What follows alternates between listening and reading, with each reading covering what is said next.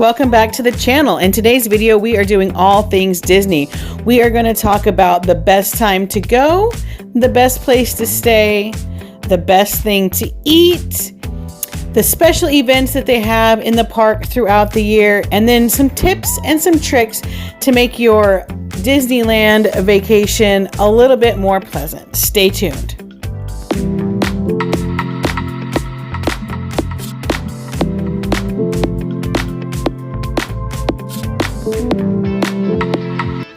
Let's talk about the best time of year to go to Disneyland.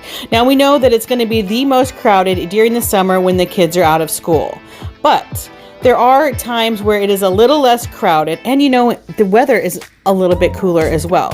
So mid-September through mid-November are typically less crowded. You can check out the calendar on the Disneyland website, and the cheaper the days, the less crowded it is. I've inserted the calendar here for you to check out. Now, the second week in January and then into summer is also less crowded, excluding the week of Valentine's, like the 10th through the 15th. Now that you know when to go to Disneyland, let's talk about where to stay. Now, in my opinion, the best overall hotel is the Disney Grand Californian Hotel and Spa. It is directly attached to Disneyland. It is a Disney resort. It kind of ticks all the boxes. They have dining, they have great rooms, they have family rooms, and of course, you are right there next to the park, and you get 30-minute early access if you stay at one of the Disney hotels. The rooms are beautiful. However, with all of the conveniences of this hotel, it's going to cost you. Now, typically it's like $700 a night, which is a little high, but it's up to you what you choose to spend your money on, basically. Now, the best luxury, I think, is the Desert Palms. The rooms are fancier than the Californian. They're obviously not attached to Disney, but you do get family rooms, but they're budget friendly. They're $200 a night. So you can save $500 per night and stay in a more luxury hotel than the Grand Californian, but of course you're not attached and it doesn't hit every one of the boxes. Now, if you're just looking for just a random stay because you're not going to be in the room that much, totally makes sense. You need to look into Disney's Good Neighbor program. Now, they have over 50 hotels and motels that you can choose from, all very close to Disney, either within walking distance or a very short commute. All of these hotels are listed on the Disneyland website under the Good Neighbor program. You can find out the availability, the price, and then a big one is the location and the distance to Disney. So be sure when you're checking out these hotels to keep in mind the distance, if you want to walk, if you want to Uber, whatever. Let's talk about what to eat while you're at Disney, and we'll start off with breakfast. Now, one of the best things you can do if you don't want to wait in line to see the characters is to have a character breakfast. We have a couple options. Now, the Plaza Inn, you're going to, of course, have Minnie, and you're going to have Mickey, and you're going to have Pluto, and you're going to have the Chipmunks, and you're going to have Tigger, and maybe even Pooh will stop by. And this is normal, like a breakfast buffet, just the normal foods, and of course the draw are the characters. It's definitely, not crazy expensive, and it saves you from having to stand in line in the park to meet with the characters. Now, if you're looking for something a little fancier, if you got some girls in the bunch, you might want to check out the Napa Rose at the Grand Californian Hotel and do the Disney Princess Breakfast Adventure. Now, this is open from 8 to 11, Thursday through Monday, and all of those princesses show up. It's pretty expensive. It's $125 per person. So my advice is to make sure, number one, the kids are old enough to appreciate it, and that you definitely get your money's worth, because after breakfast, you can meet with the princesses individually outside in the courtyard. So make sure to plan and get your at least your 2 hours out of it to make it worth it for the price. Now, we're going to talk about some classic eats. Now, these have been open from the beginning. We're going to start with the Golden Horseshoe in Frontierland. Now, Walt and Lily celebrated their 30th wedding anniversary here before the park even opened. So this has been around for a long time. It's kind of a saloon theme. They're known for their ice cream. That's kind of like the big draw, but I mean, seriously, look at this. If you're looking for some kind of dessert and you want to check out one of the longest running restaurants in Disney, the Horseshoe is definitely a must try. Up next is the Carnation Cafe on Main Street, USA. They serve Waltz chili. And then a fun fact, Chef Oscar Martinez worked here. He was the chef at the Carnation Cafe for 60 years before he retired in 2017. That makes him the longest running employee in Disney. So 60 years. And of course, the food's great. Now, if you're looking for some iconic foods, we got to start with corn dogs. I mean, corn dogs are the ultimate Disney food. You can find these all over the place. They have the corn dog castle. You can grab yourself a cheese dog also at the corn dog castle if that's kind of your thing.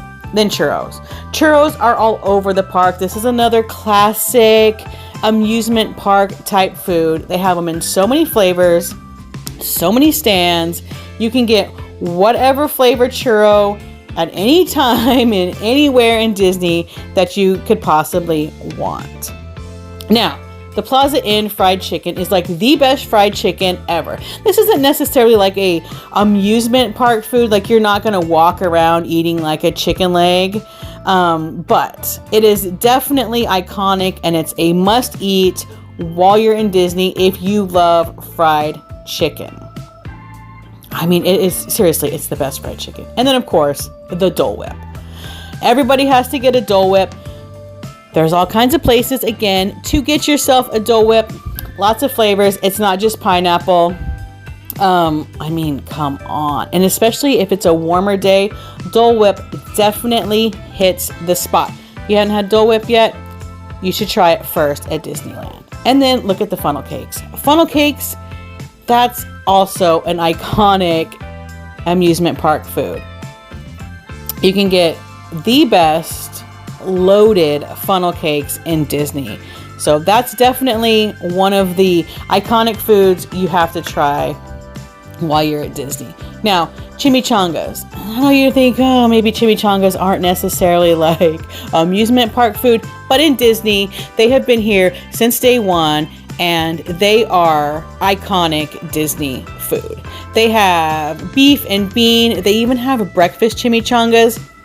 If you haven't had a chimichanga at Disney, you are missing out. And then last but not least, we have the Matterhorn macaroons. Look at that thing. It is made to look like the Matterhorn. It is full of coconut and topped with the snow on top. It is just absolutely fabulous. Another one you have got to try while you're at Disney. Moving on to comfort foods, we have the Hungry Bear in Critter Country. Now they have like quick serve burgers and chicken sandwiches, but this is where you're going to find the Mickey beignets.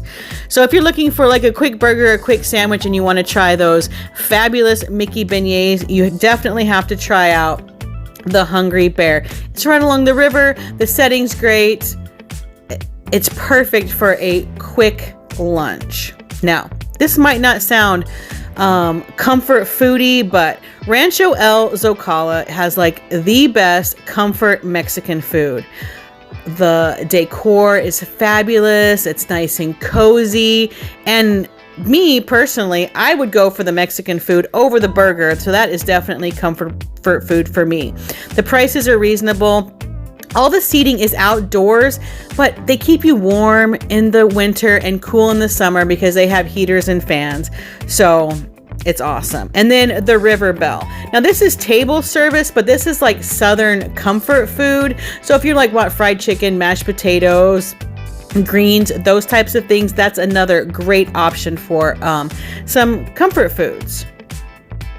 We've had breakfast, we've had snacks, we have had lunch. Now let's talk about dinner. If you're celebrating something special while you're at Disney, maybe you're looking for a fancy dinner option. Now the Blue Bayou is one of the best. It is at the very first scene of Pirates of the Caribbean. So just once you start the ride, that's right where Blue Bayou is. You can see it. It's pretty awesome. It's candlelit. They have great Cajun, New Orleans style food, fabulous drinks, fabulous desserts, candlelight. You will not be disappointed if you check out the Blue Bayou. Now, we're going to head back over to the Grand California and check out the Napa Rose. It is fancy for breakfast. It is also fancy for dinner. This is where you're going to get, your lamb chops and your fancy steaks and all your fancy stuff. And it's probably a little bit pricier than the Blue Bayou. But if you are definitely looking for something celebration worthy, then this is your spot for sure. Next up are the special events they have throughout the Disneyland park.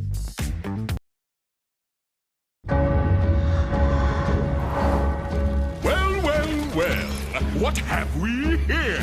A magical place that's looking to get scared with bats and ghouls and cars in disguise. I've cast quite a spell now. You won't believe your eyes.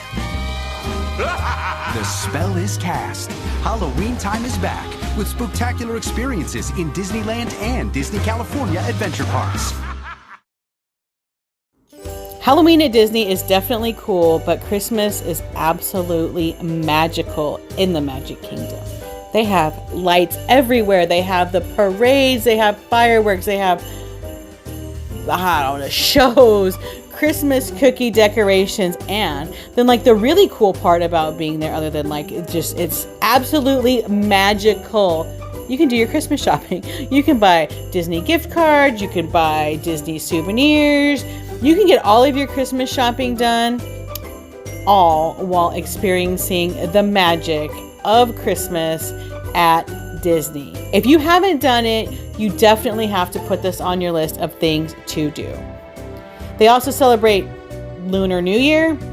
So if that's something you're into, you can go to Disney, check out Lunar New Year. They have so many different holidays that they celebrate. They celebrate Valentine's Day. Like I said, remember, it's kind of busy during Valentine's Day, but they have little things set up for different holidays. Here are some tips and tricks to make your trip just a little bit better. Make sure and download the Disneyland app. You can do everything, including managing your tickets on that app. You're going to want to get a magic band and figure it out before you go. These are perfect for the Genie Plus. You can do everything from the magic band. You're also going to want to remember to pack everything you think you're going to need and then some. Make sure in that luggage you have some comfortable shoes, several options. You're going to do a lot of walking. Make sure your phone is charged. You're going to need this for the Disneyland app. And that is going to do it for today's video. Thanks for sticking around until the end. Please give it a thumbs up if you liked it. If you have any other places that you want me to give you some information on, leave the comment down below. I would really love to do that for you. Again, hit that subscribe button if you haven't. We do all kinds of cool things over here. Go check out my shorts. There are all kinds of fun shorts for you to check out. And I'll see you on the next one.